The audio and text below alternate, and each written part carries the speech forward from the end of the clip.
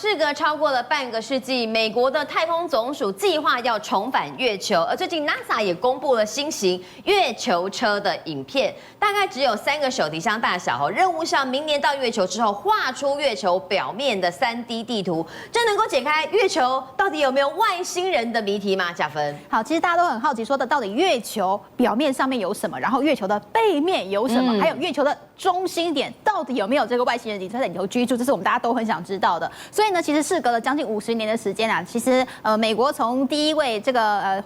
火箭飞射上去之后呢，后来有阿姆斯壮登上了月球之后呢，相隔50年就再也没有传出来了。好，人类登上了第2次的月球，到底为什么呢？里头一定有什么稀奇古怪的地方。我们今天就来看看。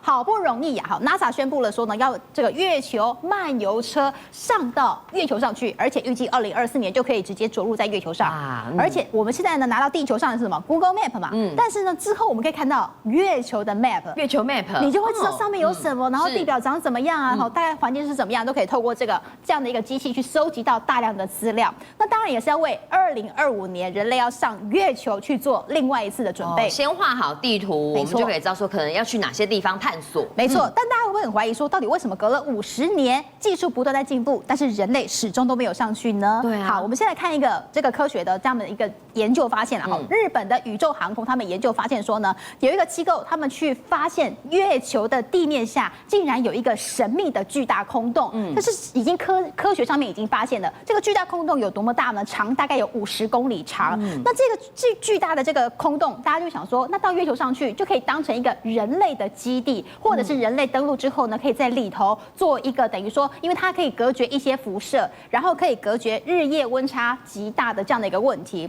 他们想说，那将来我们2025人类在重返月球的时候呢，这样的一个巨大的空洞就很好适宜当做人类的一个基地所在。但是你有没有去想一个问题？这个空洞既然设在这边，会不会已经有其他的生物已经在里头了？这是我们另外要想的问题哦。那大家想说，那这个空洞怎么样形成的？有可能呢是他们去预估说呢，是之前曾经在远古时代发生过一次，等于说类似火山爆发这样的一个概念的哈。然后推测说里头可能有水啊、有冰啊、有其他的矿物。那目前推测是呢，有可能在2025年人类登上月球之后，变成一个人类登陆月球之后的一个神秘的基地。好，从这照片来看，就是月球表面上有一个高达50公里的大黑洞哦，是，没错，它非常的大嘛，是。好，那但是呢，我们在登陆月球跟已经找到了一个适宜人类当做基地的一个点之后呢，小基地，大家有回想。霍金其实给人类2个警告哈，其实很多，其中有2个是比较著名的，一个是说你不要尝试着去跟外星文明去做联系，因为你不知道来地球的是好的外星人还是带有恶意的外星人。第2个呢，就是这句话非常重要，他说不要登陆月球。他不是对这种科学知识是非常好奇的，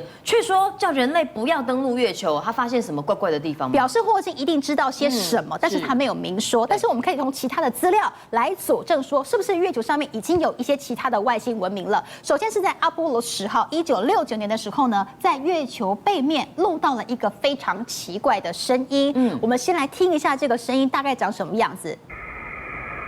好，有一点类似，你看到这个画面上有一点类似是口哨的声音，好像是人在吹口哨的感觉。对，那一开始觉得说是不是有一些机器呀，有一些坏掉啦，或者是说有一些杂音啊、杂讯啊，但是不只是他画面上这个太空人听到而已，陆陆续续还有将近有2名，加起来总共有3名的太空人都有听到这个从太空当中传来的这种很像是一种口哨声音，非常非常的神秘。到现在为止还不能够解读说这个声音谁发的，对，而且有什么样的一个意涵。他们只知道说呢，在这个月球的背面有这样一个口哨的声音，而且很奇怪的是，在他们听到这段声音的时候呢，他们刚好是在月球的背面，而且同时他们跟地球上的连接，跟那个地球上面这个塔台失去联系。而这个时间当中，他们听到了这个很奇怪的口哨声。那么同样的，其实在 NASA 的阿波罗20号有一个秘密计划，他们也是到上面去之后呢，发现原来在月球的背面，他们发现了一个飞船的残骸。曾经有人造访过月球的背面，留下了残骸。对，在照片上面你可以看到这个非常非常大的这个残骸，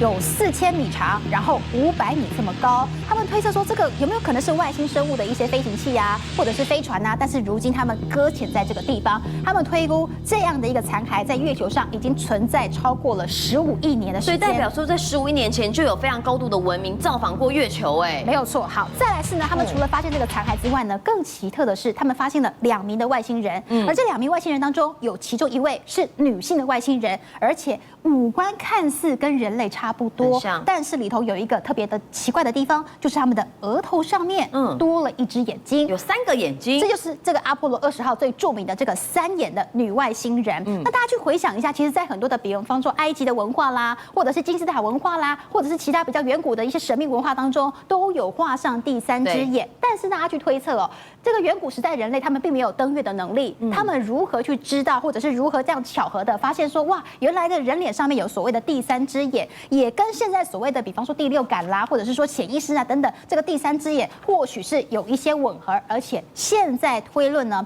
当年这个阿波罗20号的秘密计划，除了发现残骸跟女外星人，这名女外星人还被带回到地球上来继续做实验。好，到底这月球的秘密是不是大家都还没有探索完毕？相隔了50年，美国才决定要在2015年重返月球。但是我记得我们节目真的讲过啦，第一个登上月球的人类是阿姆斯壮，他曾经说我的1小步是人类的1大步。但为什么这一步要再跨出去会相隔50年？是不是有什么他没讲的秘密？不敢让大家知道。其实关于月球有非常多传说，你也可以说是都市传说，你也可以说是一些不可解释的现象。因为有这个爱观察月球或者其他外星文明的人，其实应该都会知道说，阿姆斯壮在登陆月球之前，其实他在转播的讯号过程当中有中断2分多钟的时间，而这2分多钟的时间呢，也有一些业余的广播爱好者，他们有接收到他们其实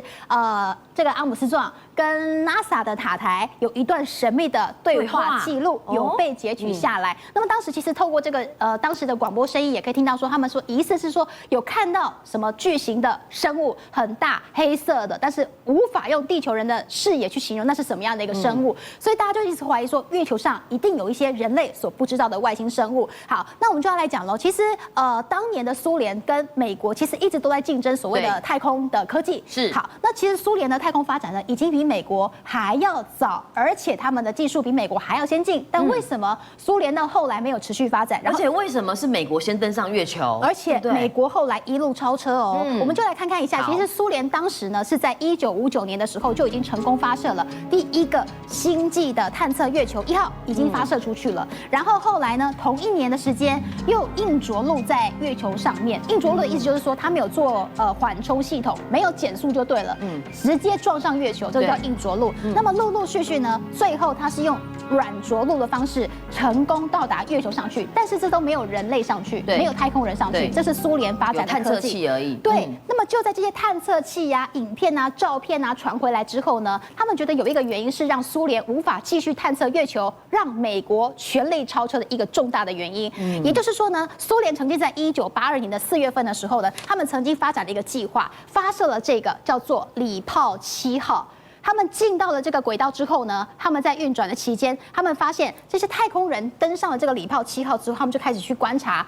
月球他们有没有一些奇怪的变化啊？把这些讯息传回来给苏联。但是里头有一个宇航员，他们就在礼炮7号上面透过了这个窗户之后看出去，太空站出现了这个巨大光芒，黄色、金色的光芒，然后对照之下呢，又展出了类似翅膀的形状，对，然后中间很像是一个人形。那么就有人去形容说呢，这样的一个图片看起来好像是跟这个比较是欧美文化的天使有一点形状相作类似，但也有人说啊，会不会是你那个火箭啊，那个强光啊，或者是太阳的折射啊等等的啊，映照出了这样的一个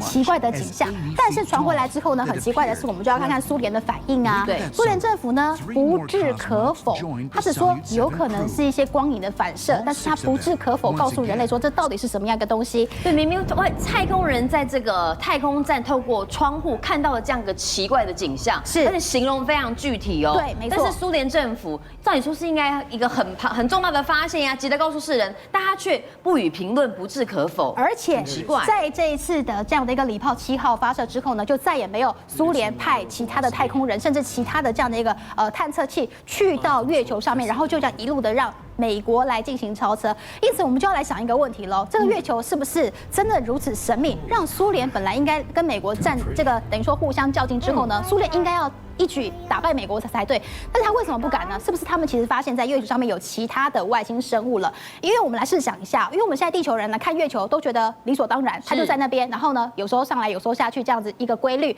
我们去试想一下，如果没有月球，地球会形成什么样子？你就会去推想说，这个月球是不是刚刚好被什么样一个外星科技设计在那边来监视地球的吗？因为假如说没有地球的话，我们现在的这个转速，地球的转速一天会只剩6个小时，因为它会变4倍，没有引力，对，速度在运转。然后呢，再加上它会没有潮汐的变化，没有潮汐呢会造成很多的这个河川冰川会迅速解冻，海底生物会全部灭绝。再来是呢，陆地上的生物也会因为没有月球之后光亮减弱，陆地生物也会接连的灭绝。因此像